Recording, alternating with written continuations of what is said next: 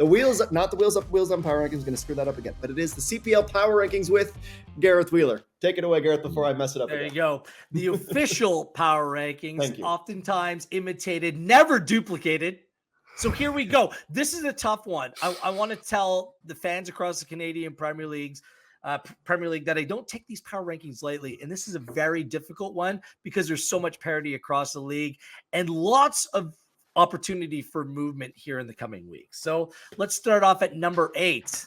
AOOA. Atletico Ottawa. What's going on here to start the season? You haven't won the game. You were the regular season champs a season ago. I thought we were going to see this progressive style of football, more attacking prowess. We simply haven't seen it out of the gate thus far. They're playing with these two wide wingers who maybe aren't naturally suited to playing that wide, and there's not enough coming through the middle of the park. So from an attacking perspective, it hasn't been good enough. Losing to this York United team at home, not being able to score a goal against a makeshift back line, I don't think it bodes well. They have plenty to prove, and their style of play, not that exciting out of the gate, if I don't say so myself as well. That might have been their best chance coming from 30 yards out, Giannis DeSanto. So Atletico Ottawa, you're started from the bottom, but you might get here at some point over the season.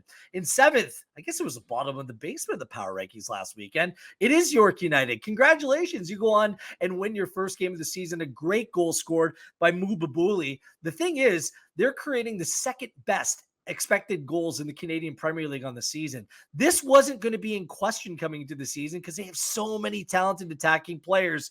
I still worry about this team defensively. They have the worst expected goals against in the Canadian Premier League thus far. So, look, it's a big win.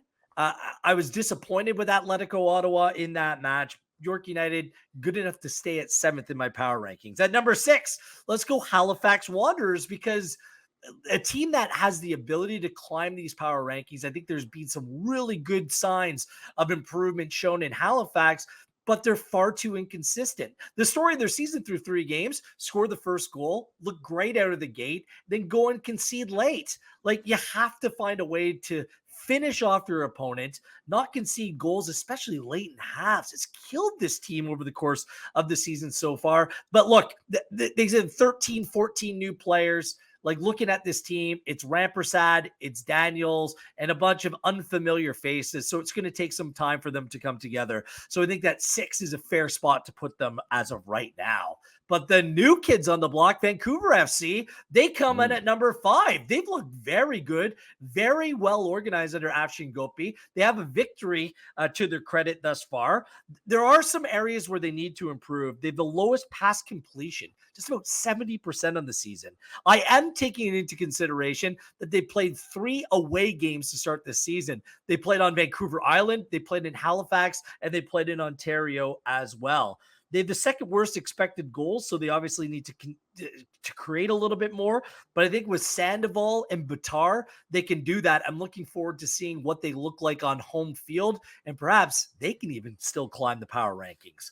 Cavalry, little bit of a disappointment. They're dropping in the rankings, and they've dropped down to 4. They need to win their home games. I thought they played 2 really good away games against Pacific and Forge to start the year, but they had the lowest expected goals in the Canadian Premier League. They're simply not creating anywhere near enough, and they have players that can put the ball into the back of the net. So whether it's in their structure, whether it's in their build, it just needs to improve for this Cavalry team. And if those processes don't improve, then I think they're going to kind of be stuck there as a difficult team to play against, but one that just in terms of like attacking prowess is just a little bit off it to start the year. So I think 4 is as good as I can put them in the power rankings. Valour might be atop the table, but only good enough for 3rd in my power rankings. I projected them to be a playoff team this season, so I'm not all that surprised. I think why some people are surprised by their Canadian Premier League form is how they've fizzled out of the Canadian Championship, but on the balance of their league play, it's been much better. Novak, yes, Vac, the guy's legit.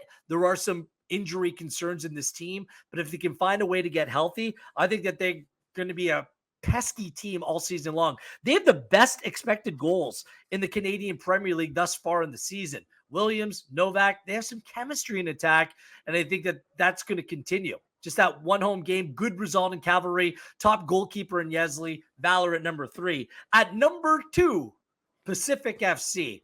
Look, this team is still very good. They had the best expected goals against in the Canadian Premier League, the best expected goal differential. Not much was happening in that game against Forge. Not too many chances either way, but still, Forge early season, feeling out. You're playing players in different positions. Aparicio coming off the bench in that game. So is Kikuta Mane. The sky's the limit for this team. I think they are legit.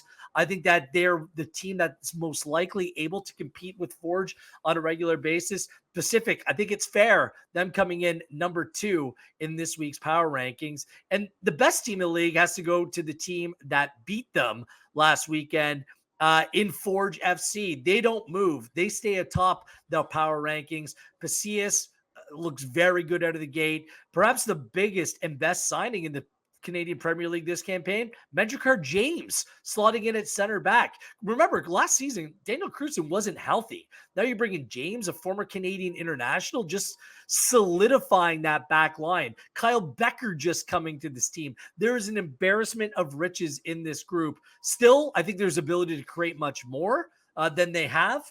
Noah Jensen, Becker in the mid. I'm like, geez, this team is just so loaded everywhere you look. I'd be shocked if they don't win it all this season, and rightfully so. They're atop the table, I should say, the power rankings in the very early stages of this season. Okay, so here we go. Just in case we got to wrap it up. Atletico Ottawa 8, York United 7, Halifax Wanderers 6, Vancouver FC 5th, Cavalry, Valour, Pacific, Forge 4, Gareth's power rankings. And this is where I get to ask Ollie, where do you want to pick them apart, mate? I actually think top 3 is pretty inarguable right now.